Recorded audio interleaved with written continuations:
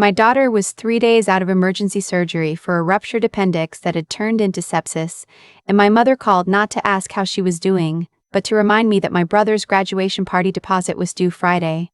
I needed $500 by end of day. I sent her a screenshot of my daughter's hospital bill instead. That was the beginning of the end of something that should have ended years ago. Let me back up. My daughter Zoe is 8.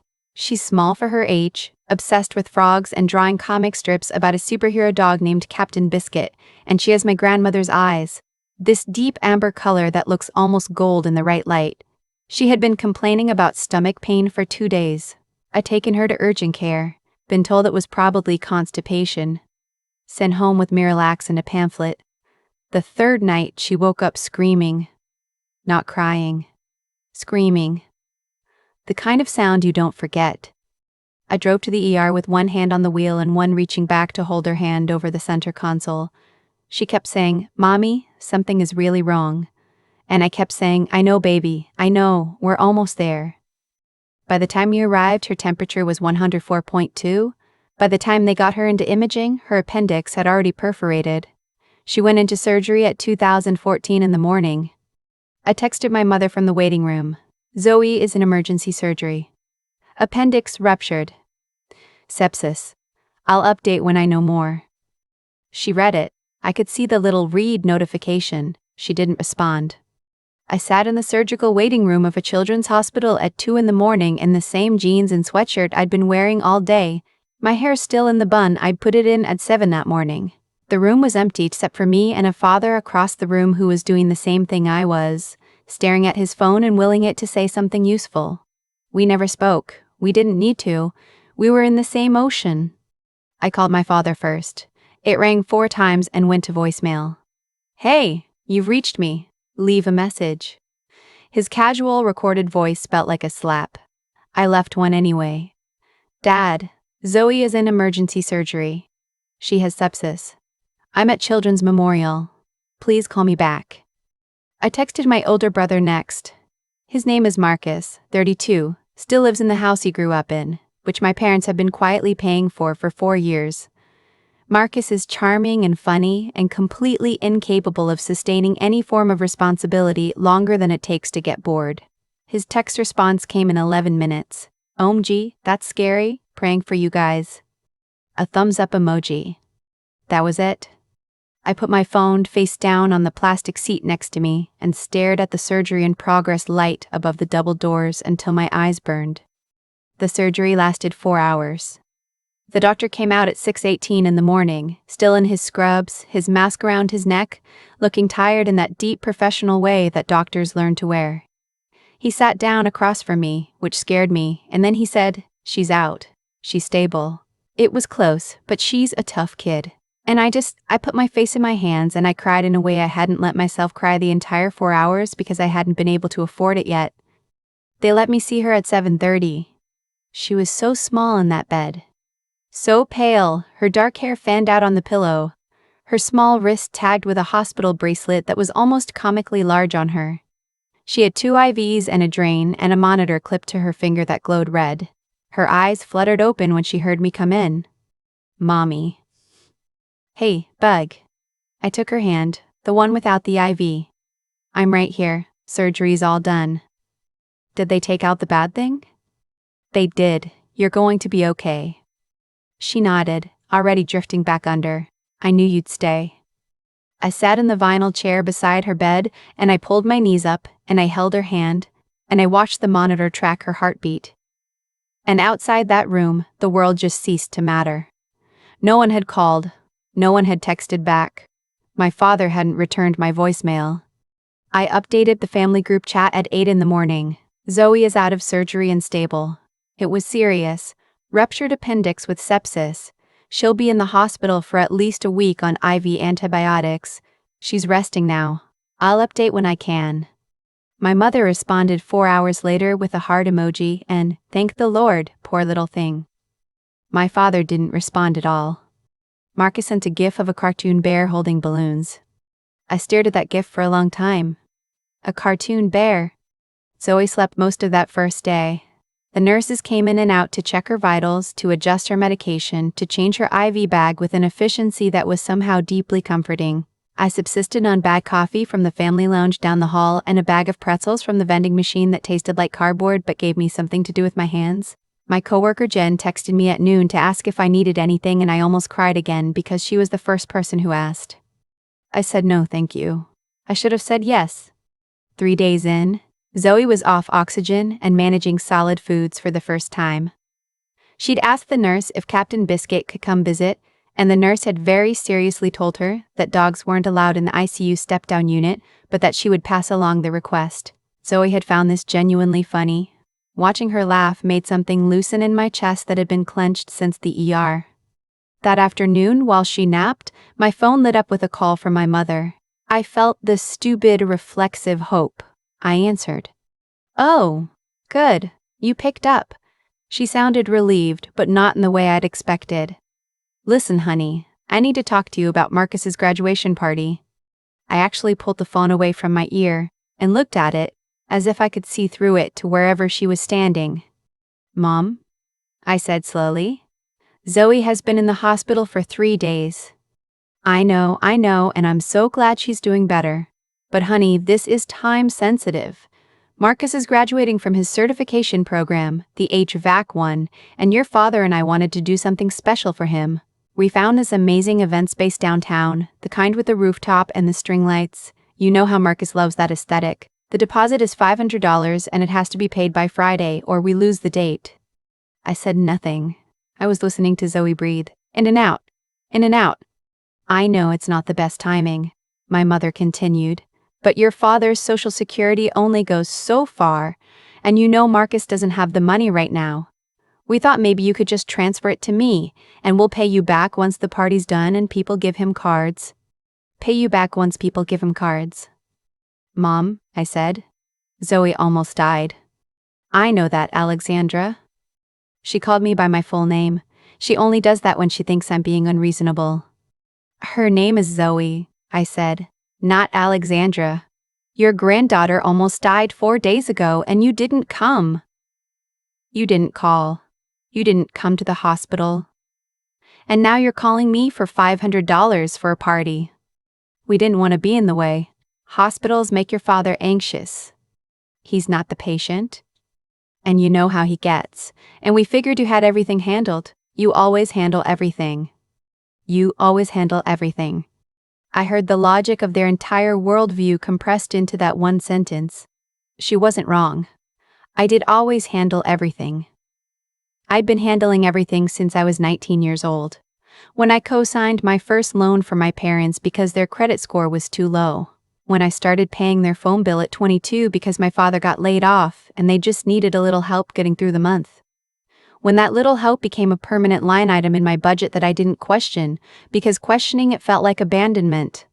I handled everything, so they stopped needing to. "I have to go," I said. "Zoe is waking up." She wasn't. But I needed to hang up before I said something I decided I wouldn't say yet. Because I was already thinking. I'm a systems analyst. I spend my days building process maps, identifying inefficiencies, figuring out where resources are being wasted and why. I am very good at seeing patterns that other people miss because they're too close to them. And sitting in that hospital chair beside my daughter's bed, I could see the pattern of my family's finances with a clarity I'd been refusing to look at for years.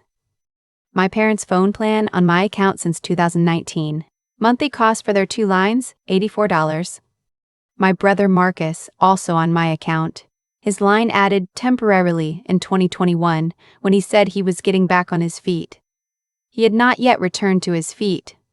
My parents' streaming situation. I was the primary account holder on 3 services they used daily, combined $41 a month. The family Amazon Prime account, mine, set up so that my mother could order the specialty vitamin she liked without paying shipping. She ordered approximately 6 to 8 things a month. Most of them were not vitamins. The emergency credit card, mine as primary holder, with my mother, father, and Marcus as authorized users. Current balance when I last checked, $9,800. Recent charges I remembered included a dinner at a steakhouse I hadn't been invited to, a pair of Adidas sneakers I hadn't authorized, and what appeared to be a weekend at a rental cabin that I also had not been invited to or informed about. I opened my banking app, scrolled through the last 3 months of charges, and made a list in the Notes app on my phone. By the time Zoe's nurse came in for her afternoon vitals check, I had a full accounting. My contribution to my family's lifestyle over the past 12 months came to approximately $14,000. Not in one lump sum, never dramatically. Always in small, reasonable-seeming increments that I told myself were temporary. Zoe opened her eyes and looked at me. "You have your thinking face on," she said. "I'm just working something out." "Is it about money?" "Kind of." She considered this. "Captain Biscuit says money problems can usually be solved by being brave." "Captain Biscuit is very wise." "I know," she said completely sincerely. "I made him that way." I kissed her forehead and opened my laptop. I want to be clear that what I did next was not impulsive, it was methodical, it was quiet, and it started with something small enough that they might initially dismiss it as an accident. I opened my banking app and went to the family emergency credit card. I navigated to the recent transactions. I found a charge from 3 days ago, the day Zoe had gone into surgery. Monarch Grill, 11:45 p.m., $212. I pulled up Monarch's website. They had live music on weeknights, small plates and craft cocktails, lively atmosphere. They had gone out to dinner the night my daughter was in emergency surgery. I closed the app, opened it again. Found my father's contact in my transfer history. Type in the amount, $1. In the memo field, I wrote, "For the party." I hit send. Then I sat back and started the real work. The phone plan was first, because it was the most immediately disruptive and also technically the most satisfying. I was the account administrator. I logged in, navigated to account management, and removed Marcus's line from my account. Then I called the carrier's customer service line and had my parents' 2 lines separated into their own account, transferred to their names and their email address. I set up a new account for them with the basic plan, $60 a month, no frills, no bundled streaming, auto-pay to their own debit card, which I happened to know the number of because I had set up their online banking for them 4 years ago and never been asked to step back from managing it. I did not touch their debit account. That would have been wrong. What I did instead was change the auto-pay settings on every subscription service linked to my accounts so that they would bill to their new card instead. Their Netflix, their Hulu, their account on a specialty Christian programming service my mother loved. Their Amazon Prime, I simply removed them from.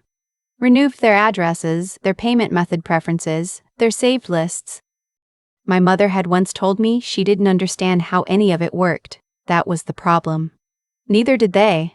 They understood that it worked, and they understood who made it work, and they had concluded that as long as that person was around, understanding the mechanics was someone else's problem. The emergency credit card took the most thought. I couldn't just cancel it unilaterally. There was a balance, and carrying a balance that suddenly became inaccessible to them would create chaos, and chaos was not the point.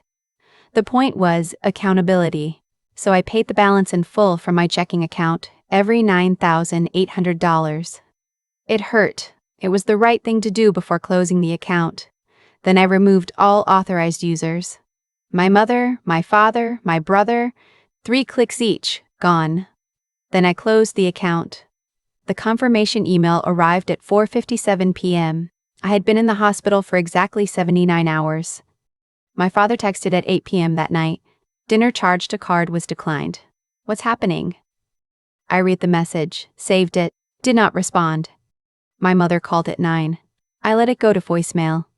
At 10, a text from Marcus. "Hey, did you do something to the streaming? Netflix keeps saying payment failed." I screenshot it and added it to a folder I'd created on my phone labeled simply, "Documentation." Zoe was asleep, her face finally starting to get some color back. The drain had been removed that afternoon. The doctor said if her blood work looked good in the morning, they might be able to talk about discharge in another 2 days.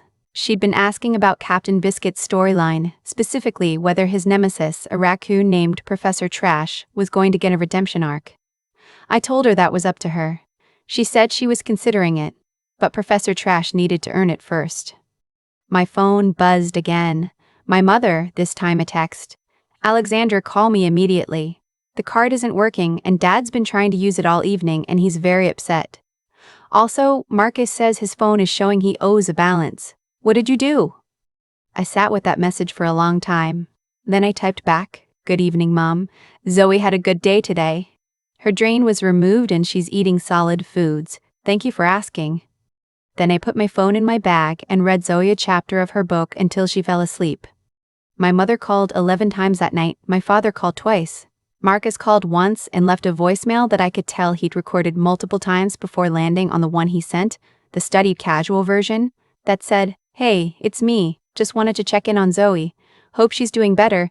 Also something weird is going on with my phone plan. Can you call me?" I called my mother back the next morning.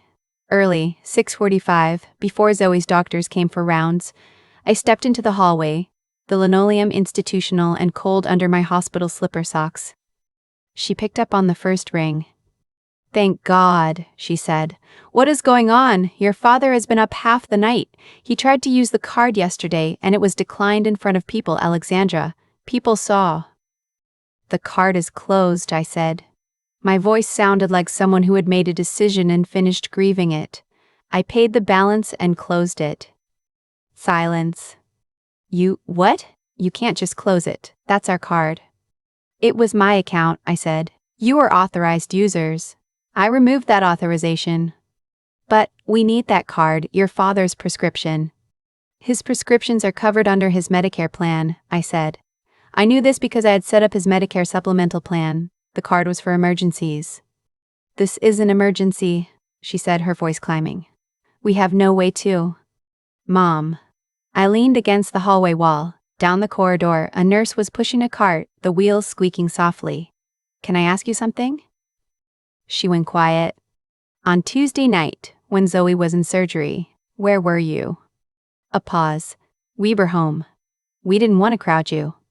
"And Monday night, when I texted you that she was going in for emergency surgery and she had sepsis, what were you doing?" Longer pause. We had plans and we didn't think." "You went to Monarch Grill," I said.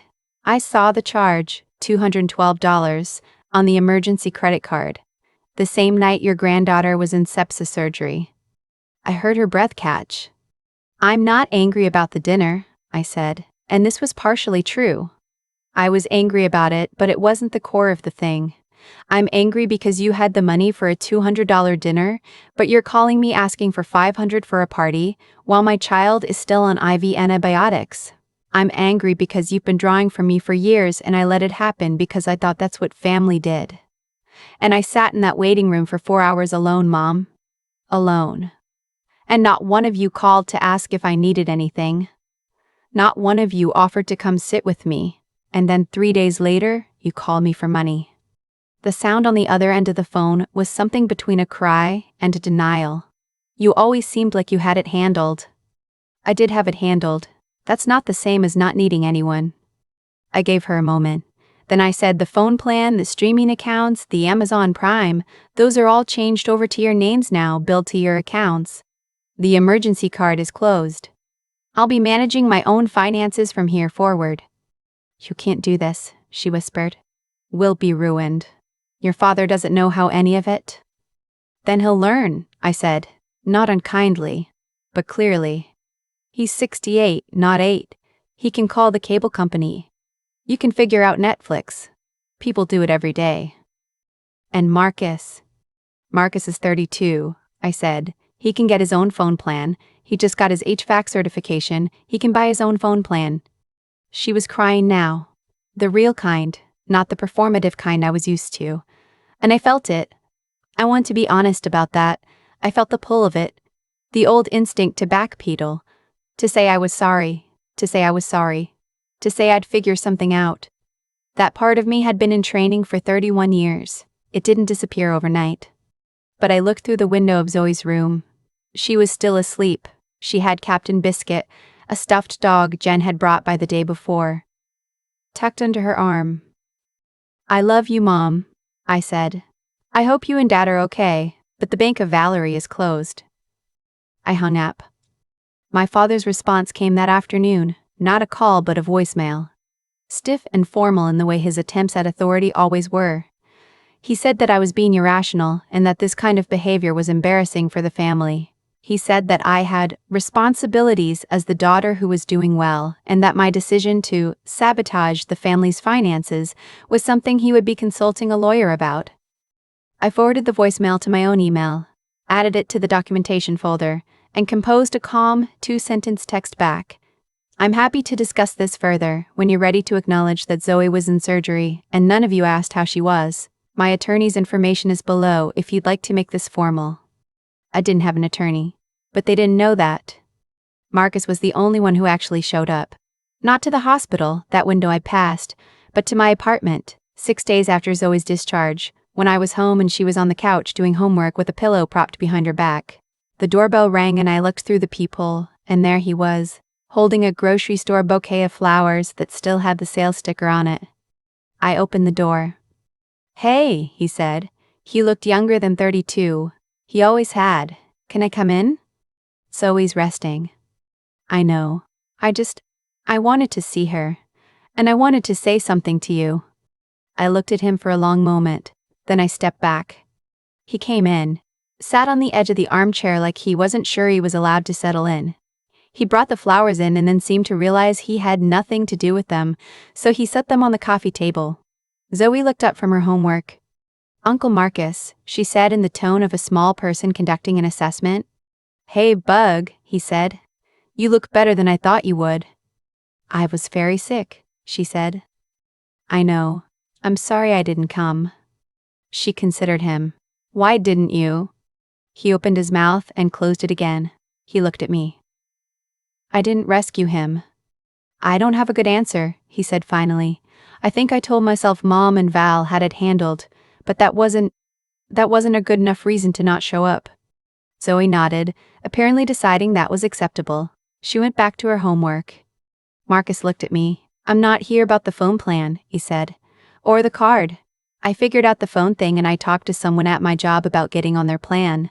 I wanted you to know that I know I've been taking from you for a long time, and I don't have a good reason for that either." I sat down across from him. I felt very tired and also very finally clean. "I'm not going to help you the way I was helping you," I said. "That's done, not because I don't love you, but because it wasn't helping you." He nodded slowly. "I know. You have a certification now. That's real. That's more than you had a year ago." "I'm starting a job next week," he said. "Full-time. Benefits." "Good. I meant it." He stood up, looked at Zoe again. "I really am sorry, Bug." "You can make it up to me," she said, not looking up. "Captain Biscuit needs more readers. I'll email you a chapter." The corner of his mouth moved. "Deal." He let himself out. I sat there for a moment listening to the door click shut. "He seemed sad," Zoe said. "He was. Is he going to be okay?" "I think so," I said. "He's going to have to figure some things out first." "Like Professor Trash," she said. "Exactly like that." My parents adjusted slowly and badly. My mother got a part-time job at a church office doing administrative work, which she'd been qualified to do for years and had simply never needed to do because her finances had always been quietly supplemented. My father learned, with some guidance from their bank, how to set up bill pay online. He called me once, not to apologize, but to ask how to do it. I walked him through it. That was all we said to each other. I did not expect a dramatic reckoning. I had learned to stop expecting things from them that they'd demonstrated they couldn't give. What I got instead was quiet. The particular quiet of a life where the phone no longer rings with emergencies that are not yours. 6 weeks after Zoe's discharge, her follow-up appointment confirmed everything had healed the way it was supposed to. No lasting damage. The pediatric surgeon, a woman with a blunt manner and kind eyes, said, "She's in excellent shape. Whatever she's doing, keep doing it." Zoe told her she'd been drawing comics and eating more fruit because Captain Biscuit believed in antioxidants. That night, we ordered pizza and watched a movie Zoe picked, which was a nature documentary about frogs that I pretended to be more interested in than I was. Somewhere in the third segment on poison dart frogs in Costa Rica, my phone buzzed. I looked at it out of habit. It was a text from Jen. How are you both doing? We miss you at the office. Also, I may have found the perfect used car if you're still looking. I texted her back, we're good, really good, and yes, send me the details. I put the phone back down. On screen, a tiny red and blue frog sat on a leaf in extraordinary vivid detail. Zoe had both legs pulled up onto the couch, her spine curved in a way that made me absently reach over and put a pillow behind her back. And she leaned into it without looking away from the screen. She reached over and took a piece of pizza from the box on the cushion between us, completely absorbed. I thought about the year before all of this, the constant low hum of other people's financial anxiety that I'd carried so long I'd forgotten it wasn't mine. The way I used to flinch when my phone buzzed, the way I'd learned to feel guilty for having money in my savings account, as if having a cushion was a personal offense to the people I was supposed to be giving it to. I didn't feel that now. I felt the couch under me and the pizza in my hand and my daughter's warmth beside me, and the particular ordinary joy of a Tuesday night that belonged entirely to us. Zoe pointed at the screen. Mom, look at that one, it's so small. So small, I agreed. But it's the most poisonous one in the whole species. Apparently. She grinned. Good things come in small packages. Speaking from personal experience? She looked at me very seriously, obviously. I laughed. She laughed. On the screen, the little frog sat on its leaf, brilliant and dangerous and entirely unbothered. There's a moment I keep coming back to. Not the surgery, not the phone calls, not even the night I sat alone in that waiting room. It's a smaller moment. Zoe on the couch with Captain Biscuit tucked under her arm, a slice of pizza in her hand, completely absorbed in the documentary about poison dart frogs. That image is what I hold on to when I want to measure how much has changed. For a long time, I confused love with liability. I thought caring for my family meant absorbing their consequences, filling their gaps, being the person who handled things so they didn't have to, and I told myself that was generosity. But generosity is a choice you make freely. What I was doing wasn't freely given. It was extracted, slowly, in increments small enough that I never quite noticed how much had been taken until I was sitting alone in a hospital at 2 a.m. and my phone wasn't ringing. What I've come to understand is that there's a difference between being a good person and being a convenient one. My parents didn't call during those 4 hours because they'd learned over years that they didn't need to. I would update them. I would manage it. I always did. That pattern wasn't something they invented. I built it alongside them, and I kept building it long after I should have stopped. Recognizing that was harder than anything else I did. It's easier to be angry at people for taking what you kept offering. The decision to stop wasn't dramatic. It wasn't a speech or a breakdown. It was a spreadsheet in a notes app and a series of quiet clicks in an account management portal. That's what real change usually looks like. Not a single confrontation, but a careful, clear-eyed accounting of what things actually cost and who's actually paying. I had the skills to see the problem. I'd had them for years. What took longer was the integrity to act on what I was seeing instead of explaining it away. And then there's the part that doesn't get talked about much, which is that it's hard, even when you're right. Even when the evidence is undeniable. Hearing my mother cry and not reversing course took something from me that I didn't expect. I think people assume that cutting off someone who's hurt you feels like relief from the first moment. Sometimes it does, but sometimes it feels like grief, and that grief is real and it deserves to be named. I wasn't grieving the family I had. I was grieving the one I'd always hoped they might become. What kept me steady was Zoe. Not in a sentimental way. Just in the simple, practical way that she needed one parent who was thinking clearly. She'd come through something genuinely frightening with her humor intact, and her comic strip half-finished, and a very considered opinion about whether a raccoon villain deserved a redemption arc. She was going to be fine.